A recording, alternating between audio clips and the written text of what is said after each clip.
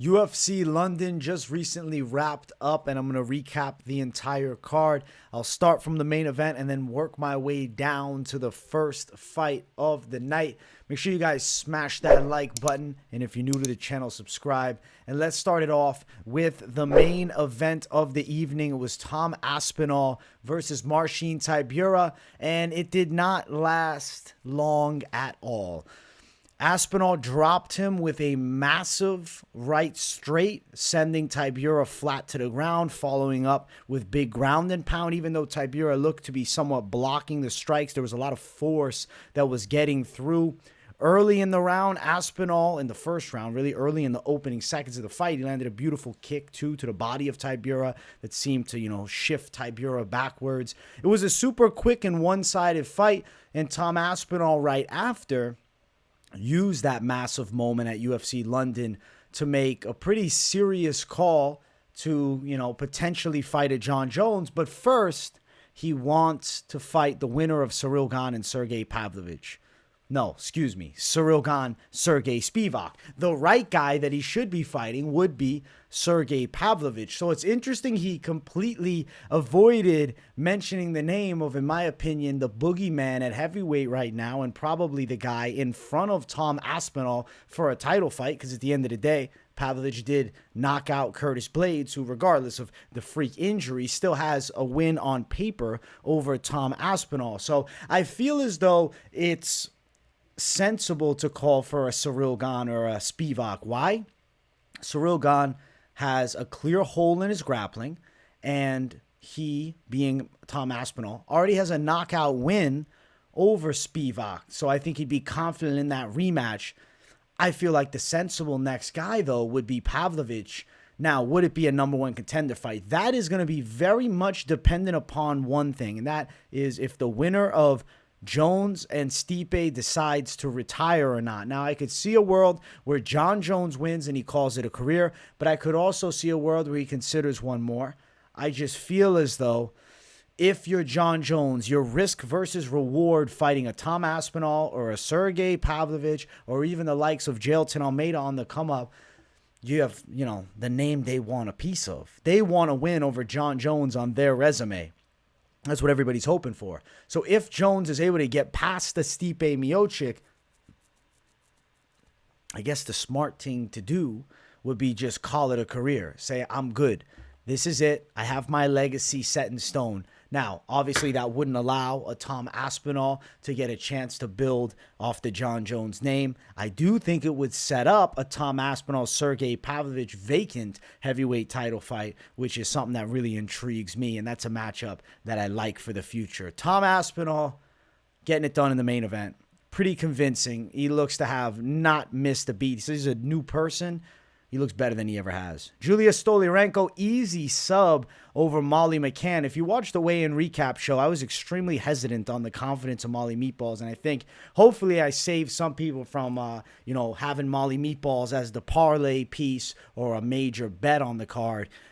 She had a chance for knockout if they kept it striking, but Stoliarenko took her to the ground and just made easy work over there. I got actually a pretty vicious armbar that Molly McCann's arm was in for a while because she was tapping, and Herzog, he took his sweet ass time to break them up. Now, not really blaming Herzog, but who else is there to blame besides him for allowing Molly's arm to get tweaked a little bit more than maybe she would have liked. Probably wouldn't have liked to get it tweaked at all, but she was a total fish out of water on the ground, and Stoliarenko, who officially has a 10-8-1 record for the UFC, is now 11-8-1.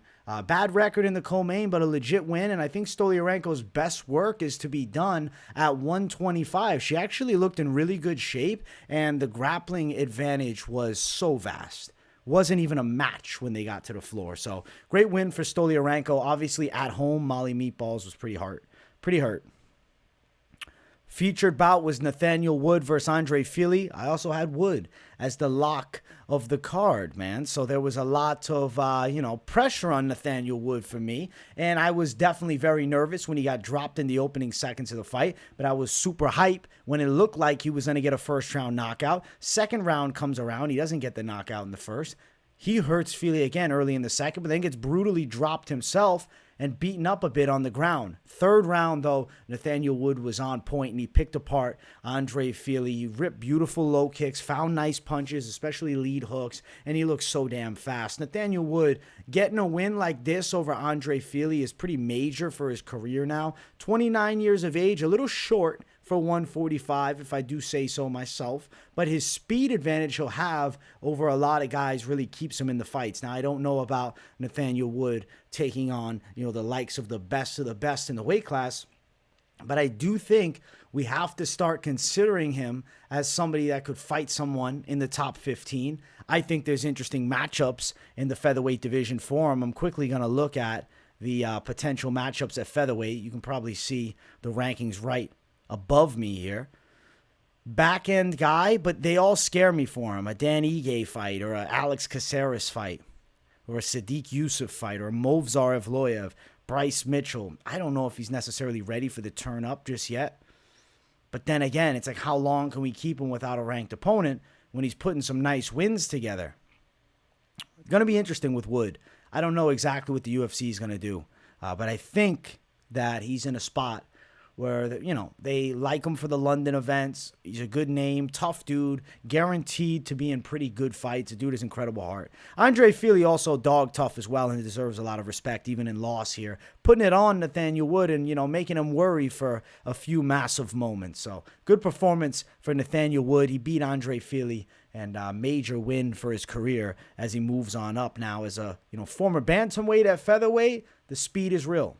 Fight before that, Paul Craig, huge upset win. I did pick Paul Craig to win, and to see him actually put it together and do it against André Muniz was mad impressive. He was in some, bad spots on the ground. Paul Craig even touched a bit on the feet, but when he got on top of André Muniz, we saw him, being Paul Craig, landing some takedowns. When he got on top of Muniz, he passes. He starts unloading massive ground and pound. And Muniz at that point had pretty much been completely dejected. I mean, he tried to get Paul Craig out of there with the sub, but Paul Craig is not an easy guy to tap. I mean, you look at Muniz, even transitioning to the arm bars. It's just Paul Craig's game is grappling. He's, a specialist on the ground. And Muniz, known for that grappling capability, it's just Paul Craig had just more dog in him. You could dig deeper, and I think he's a little bit stronger, a little bit better with the wrestling, a little bit faster overall. So Paul Craig now, at 35 years of age, is a really interesting player at 185 pounds because he's certainly now going to be ranked. He just beat André Muniz, who coming into this fight was ranked, and Muniz was ranked at number 14 in the world. I expect, that spot taken by Paul Craig. Am I crazy for liking a Dolidze fight? I think this could be a cool matchup. I also wouldn't hate a Jack Hermanson fight. Either one of those could be great for Paul Craig. For Muniz, 2 losses in a row, booted from the rankings. And I mean, the boogeyman hype that was once on the likes of André Muniz, I think is completely gone.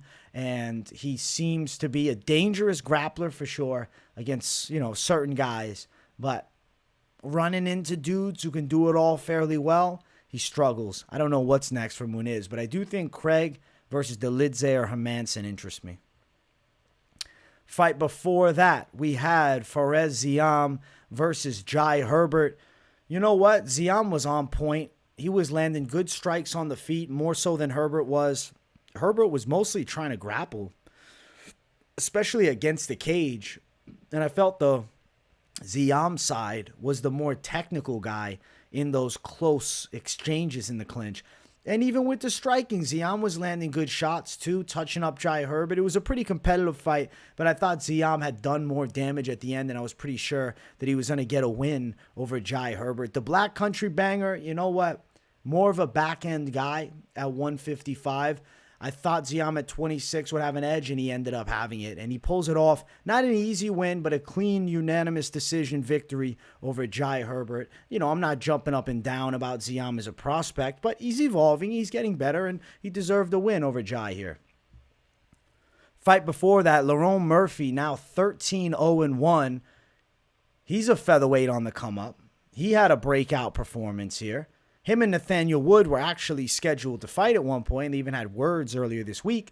I'd be down to see that fight booked, but at this point, 13-0-1, I need to see Lerone Murphy get somebody ranked. I want to see the UFC do that to him. He was able to outwork Culibao in the grappling. He was definitely better on the ground there. He was dangerous in the stand-up as well, pretty poised and precise. Culibao is still quick and dangerous with his stand-up game too, but just wasn't to the level overall in MMA knowledge and skill, and especially even fight IQ of a Lerone Murphy, who got a clean W.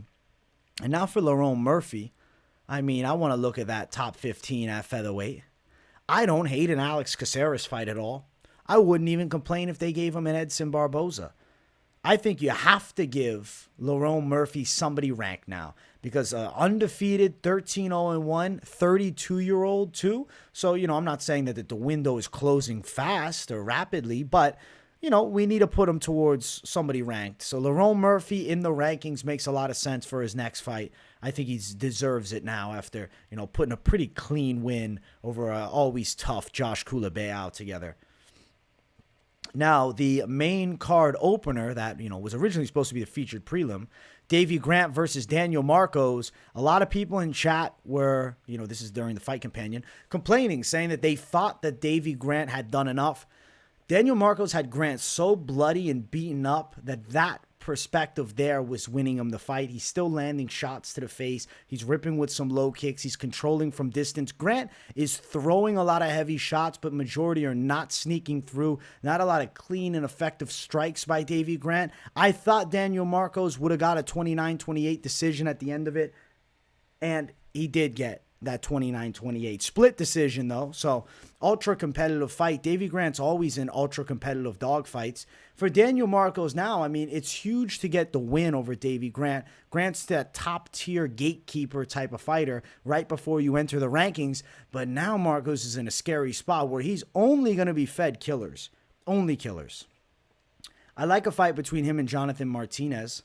I like the stylistic matchup, especially knowing that Martinez, when he was tested by Davey Grant, he couldn't get over the hump. Now he has after a second run. 15-0, Daniel Marcos, 30 years of age. I'll tell you this much, though. I'm not sure how well he'll fare when that tide turns to the next level. I'd like to see Daniel Marcos fight an Adrian Yanez, too. That's a cool fight. Both guys had hard fights with Davey Grant. That's a matchup I definitely watch. I'm very curious to see Marcos in a ranked fight. I think at 30, 15-0 record, win over Davey Grant, that could be where they're aiming towards. I just don't know how he's going to fare. I think he's really, really solid. But when you look at the top 15 at bantamweight, Jonathan Martinez, that's the fight I like for him. Chris Gutierrez, I'd also be down for that fight. Adrian Yanez, I'd be down to watch that too. Ricky Simone, I'd be, all over that. But that's scary, man. These three, I think he has a more real chance with when you start inching up to these guys that are so extraordinarily well-rounded and just shine specifically in one area. I think that's, danger zone for him. And I think him and Adrian Yanez is a cool fight, but it would be Marcos potentially stealing Yanez's shine. I think it's more likely they give him a Jonathan Martinez or a Chris Gutierrez as opposed to throwing him to Adrian Yanez. So yeah, Daniel Marcos for the win, beats a dog-tough Davey Grant, but definitely a competitive fight. Fight before that was the official featured prelim. It was Johnny Parsons over Danny Roberts in a back-and-forth brawl. Johnny Parsons just had more. Danny Roberts at this next point is just throwing chaos, wild shit, just tucking it in and turning his whole body into every punch, not even thinking about defense, and Parsons is touching him up. There was moments early for Roberts, but Parsons was on him with some pressure. I gotta say, Johnny Parsons got that dog in him, man. He touched up Roberts bad, and when he dropped him, there was 2 seconds left in the round when the ref stopped it. I thought they could have let it go because the fight was just such an absolute banger, but realistically, Danny Roberts looked like he was on his way out, and the fight wasn't going his way. He was definitely losing, but he still was slugging back and touched Parsons with a good hook at one point towards the end of the second round. Parsons just hurting him on multiple occasions and nearly having the fight done, and then ultimately getting the finish. So Johnny Parsons is a fucking junkyard dog scrapper. Holy shit, he's tough. And I like the style. There's a lot of fun fights on the horizon for him at 170. After the fight, he calls out Paddy Pimblett. I thought that was cool. But come on, you're not getting Paddy to Paddy. They ain't throwing Paddy to him. Good call out, though. Fight before that, Joel Alvarez and Marc Diakiese. Alvarez was actually really putting it on Diakiese with the striking. He was being confident, coming forward, throwing hard shots. Diakiese did have a little bit of wrestling and top control success, but literal lay prey style. That is what Diakiese brings. It's not an effective and dominant type grappling attack. It is, I get on top and I just hold you down with minimal ground and pound. So he's evolved the takedowns for sure, but he hasn't evolved the overall top game to really surmount much damage. Joel Alvarez and him, it was in the second round. There was a headbutt that led into the actual stoppage, but after the headbutt, there was more strikes landed by Alvarez on the feet. Diakiese then going to the ground and getting strangled up. I believe Darce, if I'm not mistaking here. Yeah, Darce choke, submission finish for Alvarez. Makes Diakiese tap after hurting him. The headbutt was unfortunate, but I think it was like, a fair amount of time, like 30 plus seconds before the actual stoppage took place. So there was no overturning it or no contest on it. But it was a hard headbutt for sure, and Diakiese definitely felt it. Unfortunate for him, but Alvarez with an absolutely sick W by submission. And, look forward to what's next. Diakiese, he'll still be around in fun fights for sure. Fight before that was heavyweights Mick, Parkin, and Jamal Pogues. It was a clear, out-striking, out-scrambling, grappling, whatever you want to call it, Mick Parkin performance. He looked very poised and technical as a heavyweight, which is, not something normally we're expecting with guys at, 265 pounds. When you look at Jamal Pogues on the opposite side, he is very obese and a natural light heavyweight. If you look at his frame, he's actually got quite a thin frame. His base is thin, his legs, even his arms are thin. He's got a lot of fat in the midsection. I think Jamal Pogues is a very talented athlete, and that's why he was able to survive and make it competitive with a guy like Mick Parkin, who I actually think is a pretty technical heavyweight. Pogues, I see it as time to slim up. Let's get to 205. You will be a better fighter at 205. Mick Parkin is a naturally thicker and bigger boned individual and carries more body fat naturally. Pogues, I just think that he needs to dial back the calorie intake and shred up a little bit because I think he has too much talent to waste trying to be a fat heavyweight. He looks pretty competent with his striking for sure. We know he's solid with the grappling, but being extremely, obese in the cage is not an optimal frame for him. For a guy that I would view more as like an athletic striking style. Win for Mick Parkin, though. He definitely deserved it. And good debut for Mick. I think he's a fun guy to watch. And I'm curious to see how he'll do moving up the heavyweight ranks. Because he's a big dude, naturally just thick. Fight before that, Makhmud Muradov and Bryan Barberena. Hey, Makhmud Muradov decision was the perfect call by me in this one because Barberena's dog toughness is always showing. Holy shit. Barberena can eat. He got dropped on multiple occasions in this fight, but he's still chirping. He's still slugging back. It's just Muradov was a level above. I don't know who Barberena pissed off to put him in all these bad fights because it's bad matchup after bad matchup. Now, obviously, he's accepting these fights, but they are bad matchups. I know he's getting paid pretty well at this point with a shitload of UFC experience, but that's 3 down in a row. And he took some real damage in this one. Good win for Muradov. I don't see him as like a contender moving up the ranks, but a skilled guy nonetheless. He's pretty good. Barberena needs to drop back down to 170, maybe fight a Nico Price, but the body fat has to come down. At middleweight, he's a fatter version of himself. Maybe his back was a little larger, but it wasn't anything crazy. His chin is real. His toughness is real. He's got a super fun style, but he's just not effective in these big fights against a guy like Makhmud Muradov. So clean win for Muradov over Barberena, who I honestly hope drops back to 170 because he definitely, I think, makes weight there. Ketlen, Vieira, Pannie, Kianzad, probably closer than a lot of people would have expected. No, just kidding, not. The lines being closer than people should have anticipated because Ketlen Vieira absolutely dominated Pannie Kianzad on the ground up until like the last minute and a half of the fight where Kianzad ends up getting full guard top and, letting a little offense go. Ketlen Vieira was on every takedown, landing it. Pannie Kianzad's takedown defense needs a lot of work, man. It did not look good in this matchup here. Vieira was so precise and consistent with her takedowns. Grind heavy win, not a super entertaining fight for Ketlen Vieira. She's a top-end girl in the UFC bantamweight division. I feel as though they're leaning Raquel Pennington, Juliana Pena. Vieira's not far away, but I would rather see Bueno Silva fight against Juliana Pena. I think the hype is on Bueno Silva after beating Holly Holm. Ketlen Vieira, she has a loss recently to Raquel Pennington in a very close fight that I thought she could have won. I'm not opposed to them running it back, but I don't think they'll make an immediate rematch there. Ketlen Vieira was not over impressive here against Pannie, but she was dominant for sure. I think it would be bad for Bueno Silva to take the fight with Ketlen because it's a hard matchup and the name value isn't that of the champ, but she might have to. So we could be seeing Bueno Silva and Ketlen next as the next number one contender fight after Pena fights against Raquel. Chris Duncan looked evolved against Jamal. Ashmouz broke Ashmouz's left arm and dominated him for the entire fight. Ashmouz is just throwing like overhand rights and big kicks, but he couldn't find anything on Duncan. Duncan was precise. He looks improved and more patient than he has before. He moved forward on Ashmouz. He touched him up with shots, and honestly, he made fairly easy work of a dangerous Red Fox Ashmouz, who's powerful as fuck, but just couldn't land anything here. Now, his arm being broken, yeah, it's a factor, but Duncan is the one who caused the break. He's ripping with nasty body kicks. He was throwing good punches. He's pressuring. He's shooting takedowns when need be, regardless of getting them or not. His game planning was on point. And Chris Duncan's evolving, man. He's training with high-level guys over at American Top Team, and I see a consistent improvement for the 30-year-old Chris Duncan, specifically in not getting hit as clean, man. He didn't really get touched clean at all versus Yanal. He was touching Yanal up bad, though. The second fight on the card was Bruna Brazil versus Shauna Bannon.